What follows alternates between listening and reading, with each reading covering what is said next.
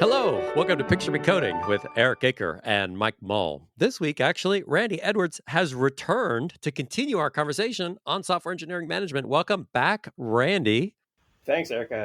Happy to be here again.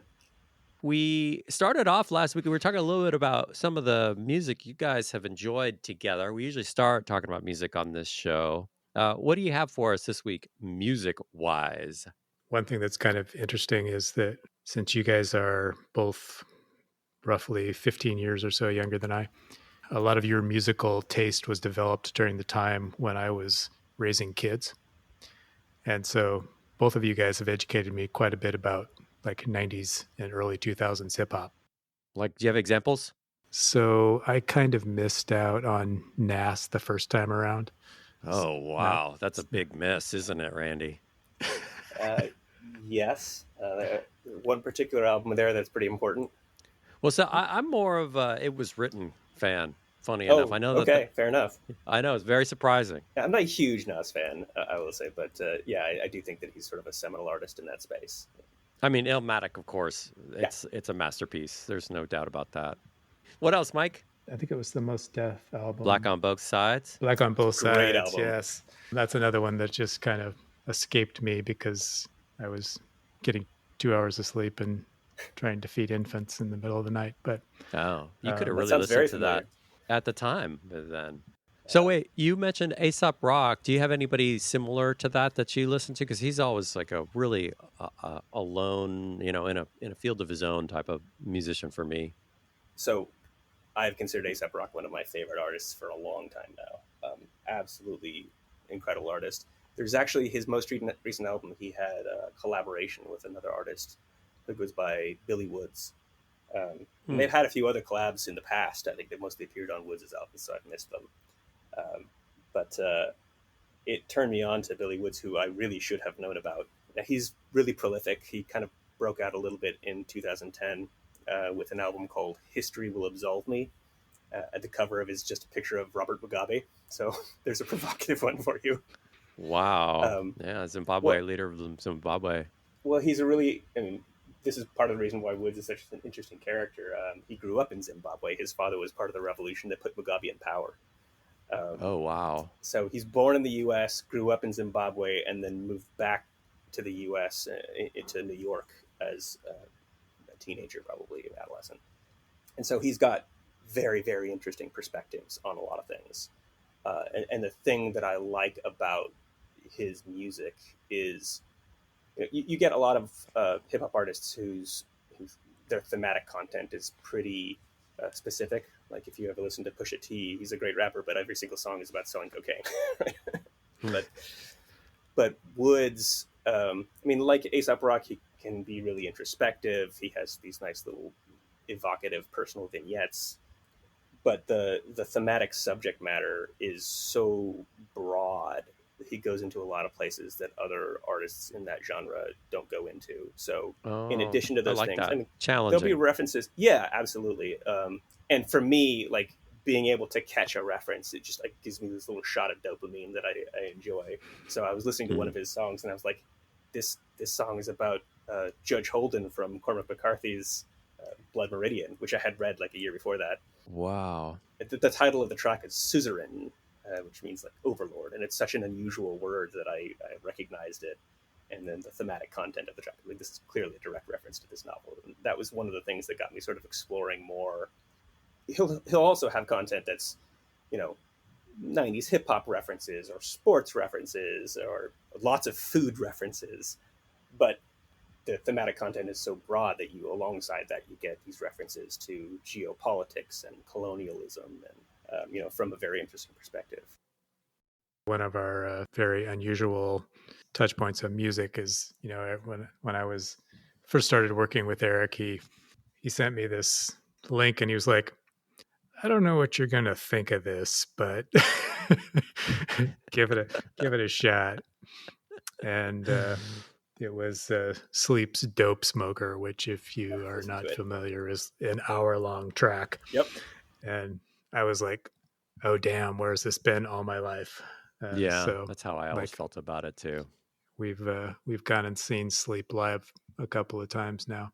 And I always feel kind of misunderstood on that one. People are like, what's the best music in the world to listen to while writing software? And I'm like, Dope Smoker, obviously.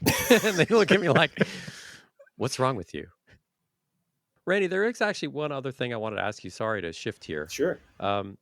I sometimes, so Mike and I started making this podcast. I jokingly said, well, there's not enough mediocre white guys in technology represented in the podcast space. Yeah. So we really got to Mike and I got to try to fix that.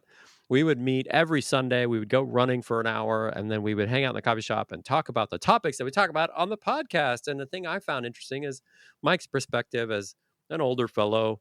I didn't encounter that in the businesses I was working in. And I thought, wow, it'd be cool to record some of these stories Mike has, put them out there. Jokingly said we should make a podcast. So we started doing it. And I didn't really think about an audience.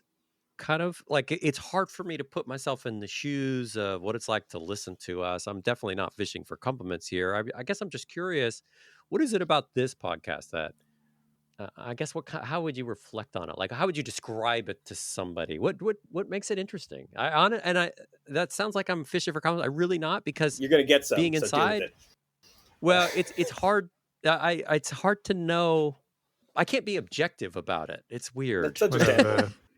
One of Eric's friends, Eric was describing the podcast to one of his friends one time, and he said something like, "Oh, it's Tech Bro StoryCorps." I was like, "Oh, that makes me kind of sad to hear." I don't want it to become that. So yeah, that sounds sad. I think you guys are very far from anybody I would refer to as a tech bro. I mean, tech bro has a distinctive negative connotation for me, and while you guys are certainly in technology, and I would like to consider you my bros, but. And I go surfing. Oh wow! Pretty bro activity. That is a bro activity. Yeah. But the phrase "tech bro" itself, generally evokes dudes in vests cutting $1 million deals in San Francisco somewhere who may or may not actually know how to write a lot of code. Teslas, they're out of touch people, is what we're saying. Mike and I are not out of touch. I'm sure you guys are out of touch, just in a very different way. Well, so I think that gets to the question that I'm asking you, which, as a listener, which is some of our topics, I think we're enjoying it. That's how we're doing it. But this is kind of boring. We're talking about weird stuff. You mentioned in one of your listener emails, which is I think a great section of a podcast if you start getting lots of feedback. But you had another email where somebody said that they weren't actually in the software development field, but they still really enjoyed your podcast. Right.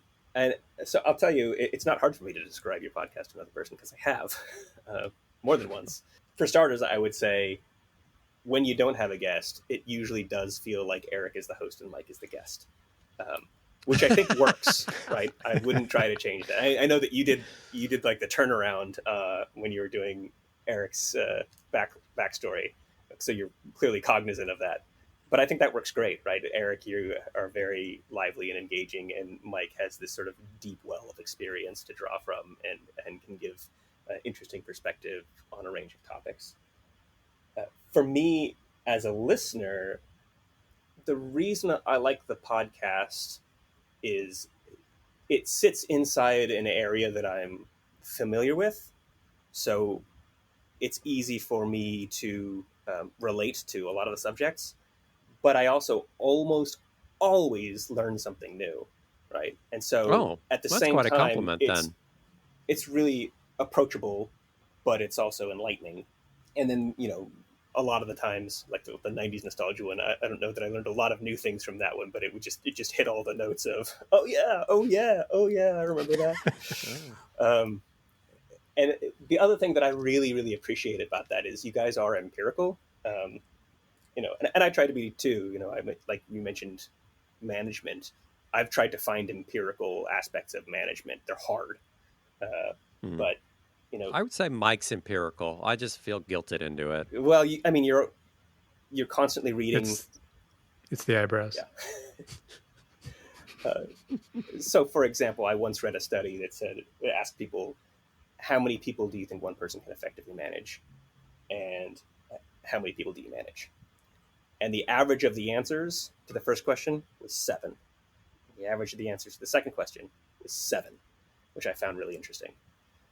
It's got to be 7 plus or minus 2. That famous paper about how many things you can hold in your head at one time. Hold in your head at one time. I thought that's what you're going for. Yeah, we talked about that episodes ago. It's interesting. But the fact that you guys are referencing the literature is something that I rarely see other people do, right? They'll bring on an expert to discuss, maybe, or maybe they don't. They'll just talk about whatever's in the news or whatever is topical, and you guys are discussing topics that are either familiar to me or adjacent to something that's familiar to me, but you're getting more out of them than I would get from reading a news article or, hearing about some development in the field, right? Because you're actually going back to core literature. I mean, I've learned names from your podcast of people who are eminent in the field that I didn't already know about.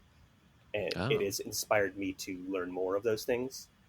I actually started, in my organization, I started a computer science club to read literature in the field, and you guys are the inspiration for that. Oh, is it bad that I hear that and think, oh man, I don't know if I could be in that group. I probably wouldn't keep up with you guys. It's terrible. I'll admit it was not as popular as I was hoping, but there were a couple of people who were very enthusiastic about it, and I loved that, right? So we may keep doing it even just with a small group, and then if it expands, it expands. I like to do that at the office. I try to build groups of people who have shared interests. So in fact, one of them is about management. I host a meeting quarterly at my organization, which is an invitation for anybody who manages other people, just for us to discuss topics in management. We'll share concerns, frustrations, strategies, that sort of thing. Because as you mentioned, the training is not great. And so you have to learn from other people who are doing it. I also host a technology roundtable where we go, what are you guys working on? What's the hot new thing? So I've gone back and forth from management to individual contributor a few times now. Again, I've been doing this for 1,000 years, so that's not that surprising. But so my self-assessment would be that I'm not a terrible manager. Like, I was not abusive and I did not micromanage people. And once people get to know me, they realize I'm not actually scary. It's just my, intimidating eyebrows.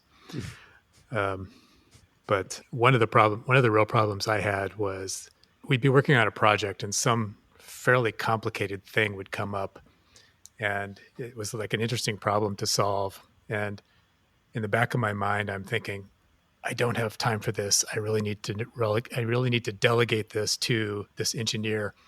But you know what? I can probably do it on the weekends or at night. And so anyway, I always had this really significant difficulty in delegating things that I thought were interesting. And that's largely what kind of drove me back into individual contributor roles. So, I mean, is this something that is like a red flag, or is it something that you can learn, or if you can, condition yourself to let go of things? I don't know if you can condition yourself. It's certainly something that I think is common, right? As you step into more of a management role, one of the things I always tell new managers is, it's usually somebody who's been an individual contributor and is now taking on more responsibility for the team and its output. I tell them, you need to make sure that you're taking yourself out of the critical path, right? It can't be you who is the person who stands between release, right, of data or code or whatever. It's fine to still be active in the code base. And if there's something that's really interesting and you want to work on it, fantastic. But you're going to get pulled in a lot of different directions. And if you're the guy who is necessary to get this out the door, you're going to find yourself working on weekends, right? And so, yeah, I think it's something that people sometimes have a hard time letting go of. But it doesn't mean that you can't still be in the code base. It just means that you can't be the person who is solely responsible for the success of some aspect of the product. But Randy, I want to be the hero, okay? I want to be the one everybody comes to. I don't actually really want to be that person. No, I mean, I want to go up and work on random things. That's common, right? I didn't romanticize a career in middle management, right? Everybody wants to be the hero. And that's why I think for a lot of people, being an individual contributor is, more attractive. I didn't aim to get into management. I wanted to be the hero. You watch a James Bond film, nobody wants to be M, everybody wants to be James Bond, right? You want to be the guy that swoops in and writes the algorithm that cuts the processing time in half, and I do kind of want to be M, I have to confess. Yeah, I think I'm like Mike's side. Like, I want to be in the background, like working on these weird problems, and like I just want to be left alone to kind of like, can I just solve this puzzle? Fair. I'm here to solve puzzles, okay? M might not be the greatest analogy there. M is pretty awesome, but my perspective is, and this is I think why I could be a hard person to manage. It's like, as long as I get to keep working on these puzzles, then it's fine if the puzzles I solve happen to help your business. It's kind of my ultimate. I'm pretty sure Mike had that in his contract. Yeah, I remember when I first interviewed at the company where Randy and I eventually worked together.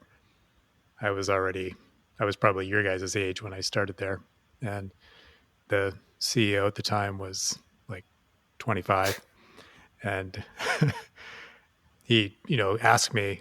He was a nice guy, but he asked me, is this going to be an issue for you?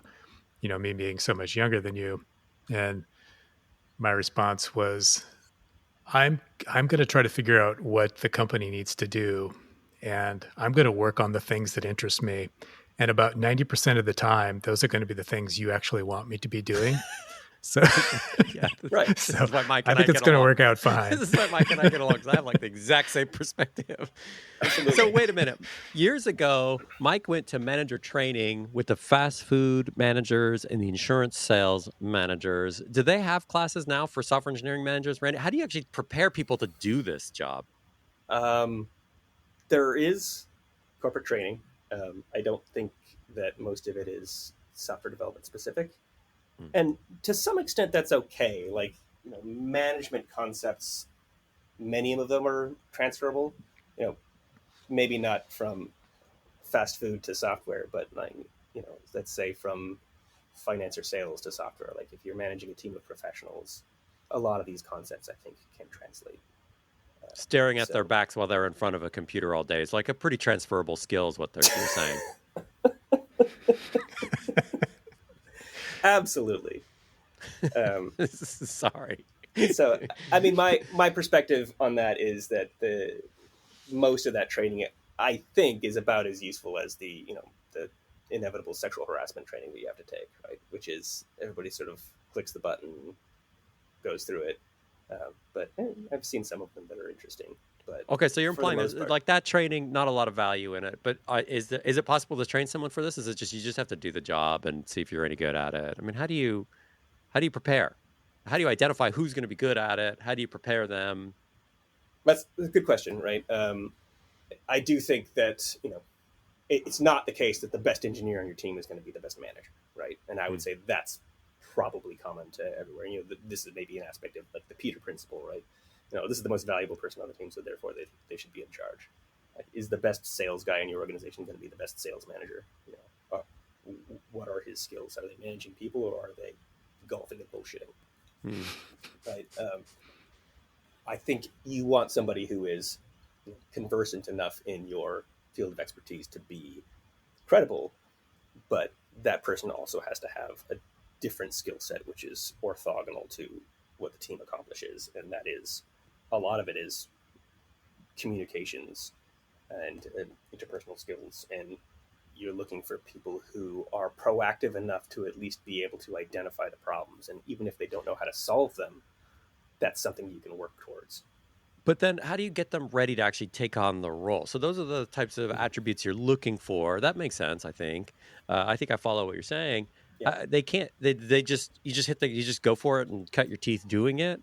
No, or there's no way to prepare? If you can, there's baby steps, right? So you can put somebody in charge of a project before you put them in charge of a team, and just say, you're going to work with these 2 junior engineers, right? And you're going to help guide them through this project. So it's an apprenticeship, managerial apprenticeship. Yeah, like if you can identify early on who you think the most likely set of future managers in your organization are, there are things that you can do to help put them in positions where they have to practice those skills. I think the best things that I learned about management tended to come from other managers. So like I got stuff out of books, and there's dozens of books on software management, but most of the best advice I got was from people who were already doing the job. For instance, one of the things when I first started managing people that somebody told me that turned out to be true and surprised me is that once you start managing people, they will start treating you as if you are their parent. And they will come to you with problems that you totally don't anticipate, like things from their personal lives and What kind of things? issues with What kind of things are we talking about here, Mike? Well, I've had people talk to me about their marriages.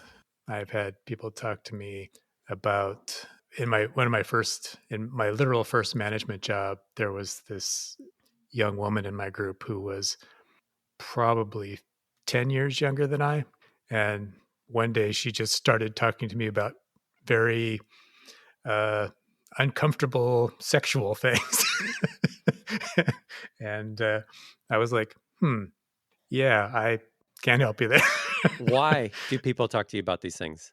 I'm not. I don't know. Maybe Randy has not encountered this to the same extent, but I just found that people, once you're in a position of authority over people, they for some reason view you as this, wise figure who can help them not only with work problems but with life problems. And I was honestly not prepared for that kind of stuff. It just seemed. It wasn't something I had ever done. I had never gone to a superior and said anything to them about my personal life, but it was actually fairly common in my experience. I agree. Is that common to other people, Randy? Yeah. Well, I'd also say that everyone views Mike as a wise figure. These are just people who have access to him. Right. Exactly. It's that like measured. I'm thinking about what I'm saying. It's the Yoda persona that he comes and these people have a captive audience with a Yoda. They're going to start throwing problems at it. You're saying that this didn't just happen to Mike, that other people came to their managers and talked about sex and spouses. Well, yeah, I mean, it varies, right? Not everybody's going to do that, but you get all kinds of different personalities. For the most part, I think as a manager, you just listen, right? Not always easy for me, but I'm one of those people who has to sort of stop themselves from talking and force themselves to listen. But it's fine, right? If that makes them feel more comfortable, and probably means that their relationship with you is more comfortable. Yeah, if people want to talk about their personal lives, and usually it's not as extreme as that. You get people who want to talk to you about their hobbies or. There's something in here that always feels really artificial and contrived about a business working environment. Is that it like kind of wants to ignore the fact that there are these human bodies that are doing all of this work. It wants to sort of treat humans as widgets of units of labor and units of production. And they're like human work. Like sometimes somebody's really tired because their kid was up, and it's like they're not going to produce that much work today and tomorrow. Their kid's sick, they're stressed out, and it's like I'll just do more work. And the business never wants to take that into consideration, and that always kind of pisses me off. It's like we're supposed to ignore the fact that we're people here. You got to have the whole human. You've heard the term shit shield, right? Mm-mm. I mean, I think that's an important aspect of being a manager, is to try to protect people from stuff like that, right? And usually as a manager, you've got the leeway to allow people some time and space when they need it. And so if somebody comes to me and is having personal problems, I'll absolutely do whatever I can to make sure that they've got the space to deal with that. And hopefully they know that they can come to their manager with an issue like that. So yeah, I agree with you. It's part of recognizing that people are humans and treating them as humans rather than as story points to be accomplished. It's part of the role. It sounds like Mike's not that stoked on this part of the role, though. Were you not that stoked on this part of the role, Mike? I have to confess I was not. It's not really in my nature to help people that I don't know intimately with intimate problems. I think it's just part of the introvert, makeup. People make me tired. And as soon as you open your mouth, you're oversharing. Okay, that's your.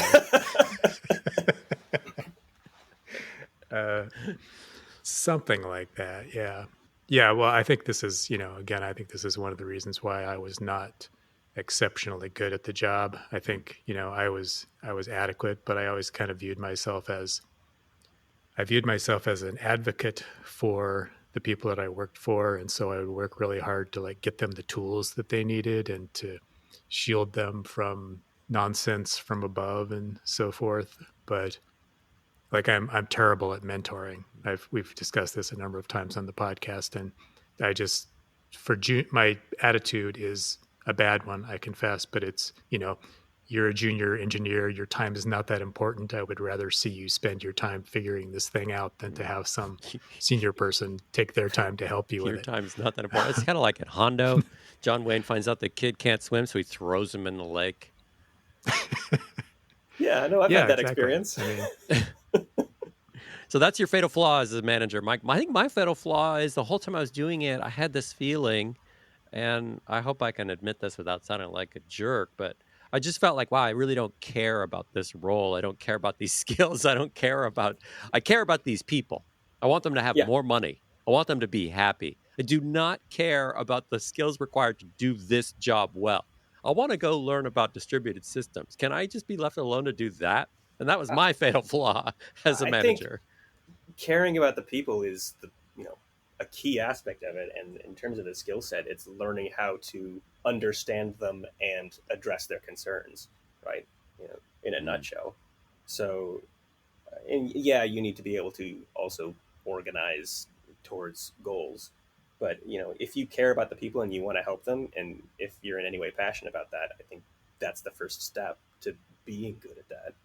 I think Mike and I probably really harbor the belief that the ideal engineering teams are really going to be working under developer anarchy. That you really have nobody's in charge. You just sort of, by consensus, figure out the best way to do things.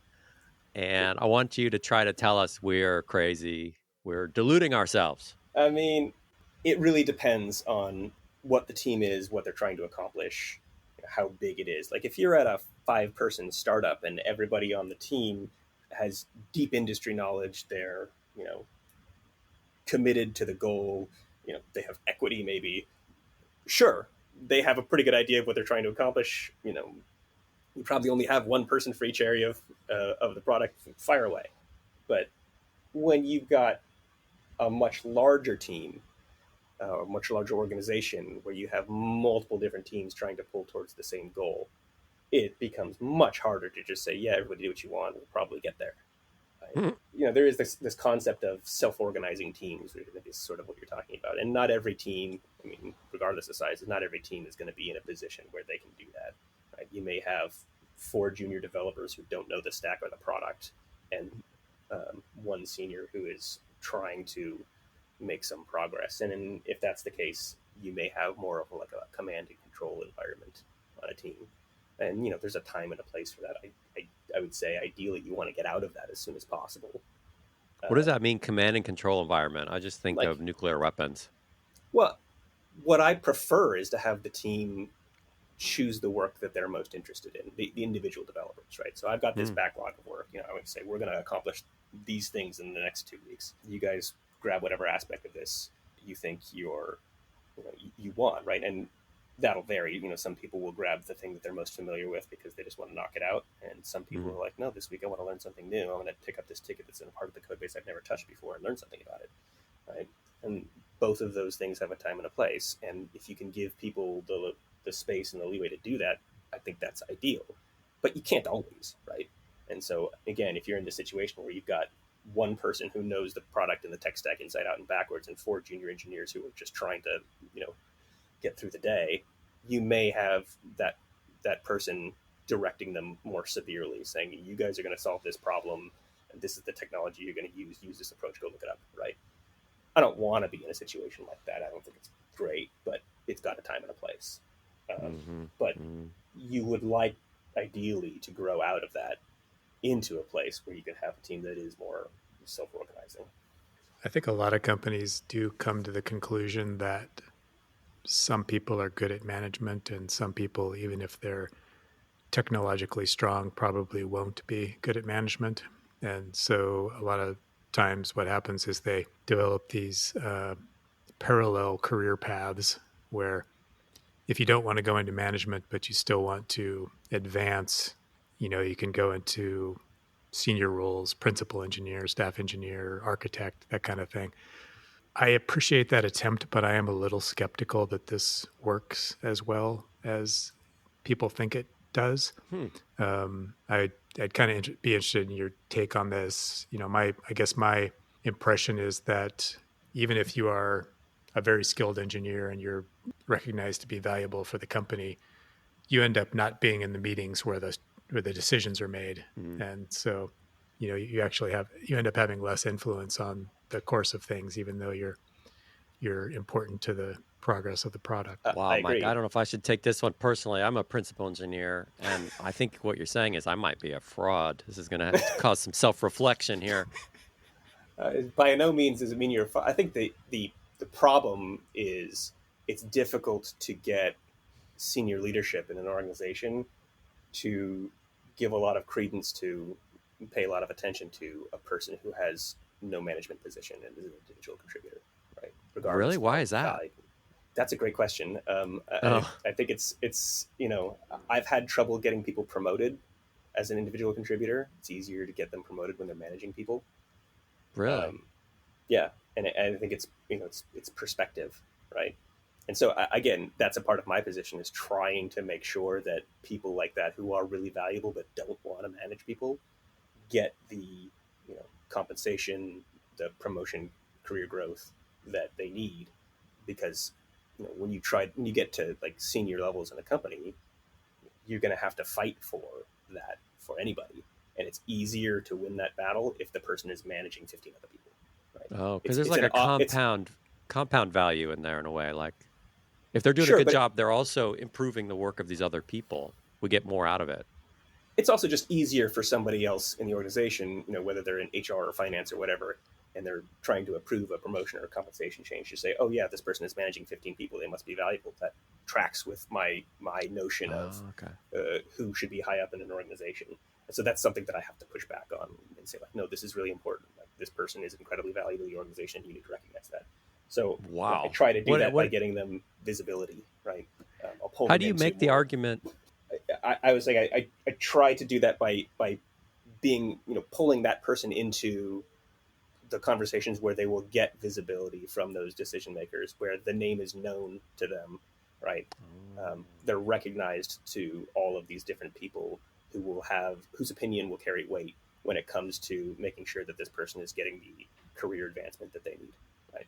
The other thing that I've done is making them a manager, but in a very non-committal way. So you can make somebody like that a manager, but have them manage one person and have that person manage the rest of the team, right? So technically you're now managing an organization of 20 people, but you're really only dealing with one person. Wow, so that's a hack. You just described a hack. That's absolutely true. And you're hacking, organizational credibility, essentially. I see. When I hear about this, I think, well, aren't organizations kind of dumb if we have to hack them in this way? Yes. It's just a group of people. Why can't they decide to do the right thing? What's wrong with them? Because it's hard to get 500 people to agree, right? And see everything in the same way. The bureaucracy is expanding to meet the expanding needs of the bureaucracy. And it has rules, right?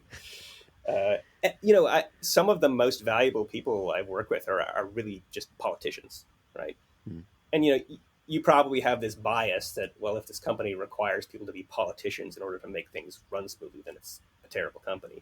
But I think that's just a factor, and it's just an aspect of having, thousands of people working for the same organization, right? There are gonna be politics.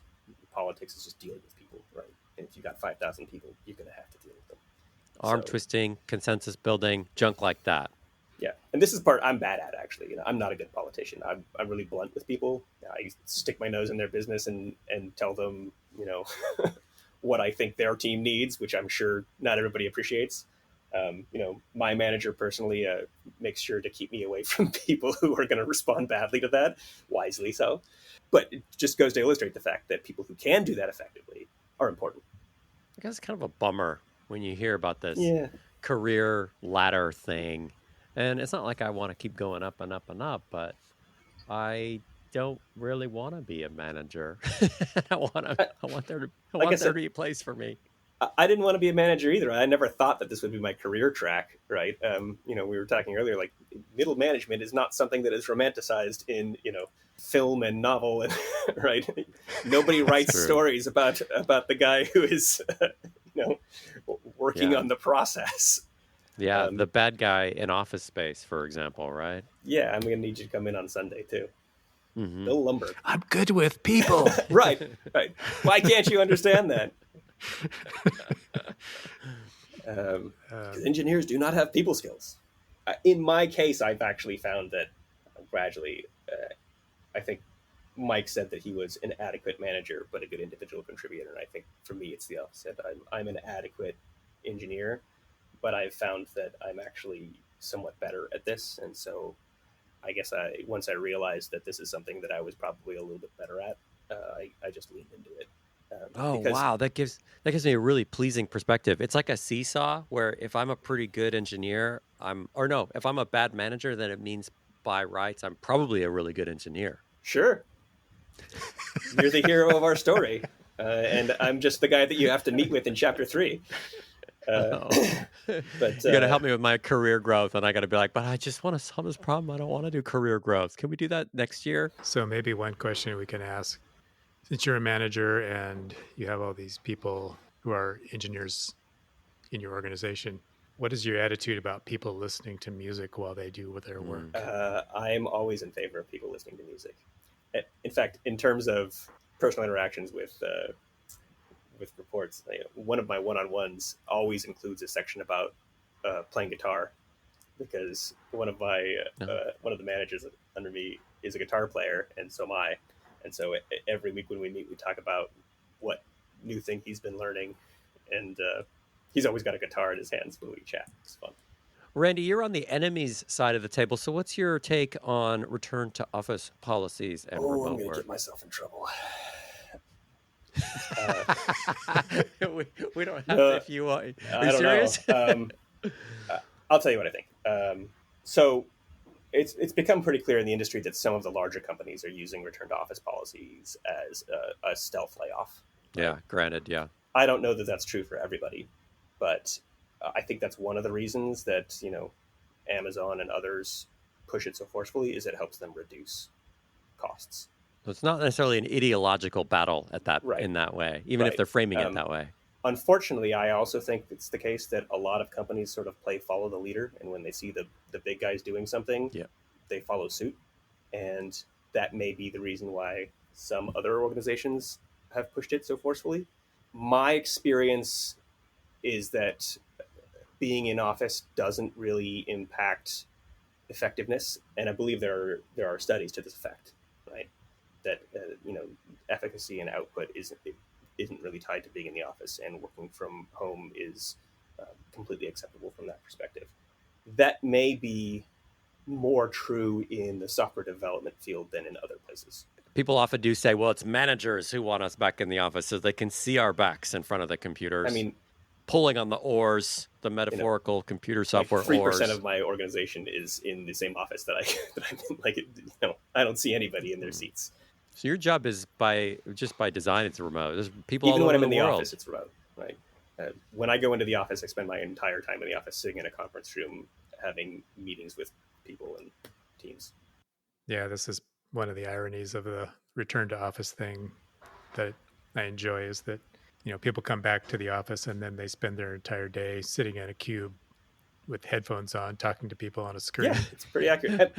Whatever it takes to have people not interrupt what I'm doing. Okay, Mike? That's all. I'll do whatever it takes. Right? So one of the impacts of COVID is that our teams became a lot more distributed, right? Because for a couple of years there, it was about 3 years, right? It didn't matter. Right? Nobody was seeing each other anyway. And so, a lot of people were like, well, since I don't need to be co-located with my office, I'm going to move to Kansas, right? Where I can buy 3 times the size of a house. Or, we're hiring somebody for this position, but since nobody's working together in the office anyway, we might as well open up globally, and we're going to hire somebody in a different office. Yeah. And then as a result of that, the teams became much more distributed, and being in the office, I think, became less valuable, they're not talking to each other anyway. I'm not going to pretend that there's no value in it, right? There's always going to be somebody in the office who you might have a conversation with and learn more about, some other part of the business or what have you. But serendipity is what you're talking about. Yeah, sure. And that there's value in that.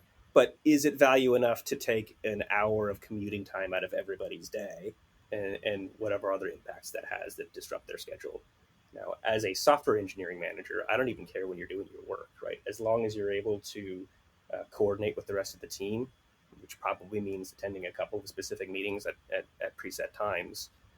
But as long as you're able to do that, I don't care if you're doing the rest of your work at between 2 a.m. and 5 a.m., which, since my team is distributed, somebody always is. Right? Well, so predicated in what you said is, if somebody is doing work in a way, or if they're not, maybe the opposite. If they're not doing anything. Well, their manager does, right? I know almost all of my reports are managers, right? I think all of them. How do you know if the manager is not doing anything? Well, I talk to them every week, and so if they have no idea what's going on, then that's a key indicator. You mentioned earlier, is there a way to measure effective management? For starters, just as a caution, caveat, a caveat, thank you. So as a caveat, I would say I'm always wary of performance metrics of any kind, right? There's the notion that as soon as something becomes, as soon as a metric becomes a target, it ceases to be an effective metric. Right. And so I take every sort of performance metric very cautiously.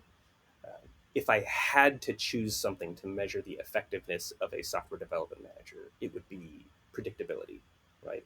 Is the team able to accomplish in the time frame they predicted the things they say that they're going to be able to accomplish? And for that to be valuable, it has to come from the team, right? So if they say, yes, we can do this in this time frame, and if you are successfully able to fight off all the product people who want to expand the scope of what they're doing, and they do deliver it in that time frame, that's success. And if they don't, maybe there's some really good reason why they didn't, right? In my case, I always thought, as an individual contributor and earlier as a manager, that this notion of software development estimation and the ways we can try to predict it were all absolute nonsense black arts, right? Because it was always such a total crapshoot. That was similar. Like, you sent us an email because you took issue with our treatment of Agile. Mike and I, of course, died in the wool individual contributors. We were like, look at this thing, this BS thing they dumped on us. Agile. Right. It's a lie. So what I have found, to my surprise, actually, is that if you get the process to a place where it's effective, and you can achieve predictability. And most of my organization, especially the aspects that I've been involved with for the longer periods of time, have gotten to a point where we're pretty spot on. When we say it's going to take 3 months, it usually takes 3 months, right? Wow, that's impressive. Which it surprised me that we were able to get to that point. And I think the most important aspect of that is trying to make sure that everything that we're trying to achieve is smaller goal. Right? I mean, every aspect of making the process work basically boils down to taking a task and breaking it up into the smallest pieces possible, starting from the project all the way down to the tickets, right? If all of your tickets are gigantic and they're going to take you 2 weeks, you probably need to break it down more. Same thing for projects, right? And everything else is just how you smooth that out. So predictability. So that's really your measure. And that's how you know if things are working. And you can apply that both in the office and remote. So when I got a job, before the current company, I worked at a pretty large company. And the first week I was there, I was happily working on all kinds of stuff. I was put in charge of a couple projects pretty early. Didn't have people under me, but they were my projects. Actually, eventually I had contractors from Mexico and India.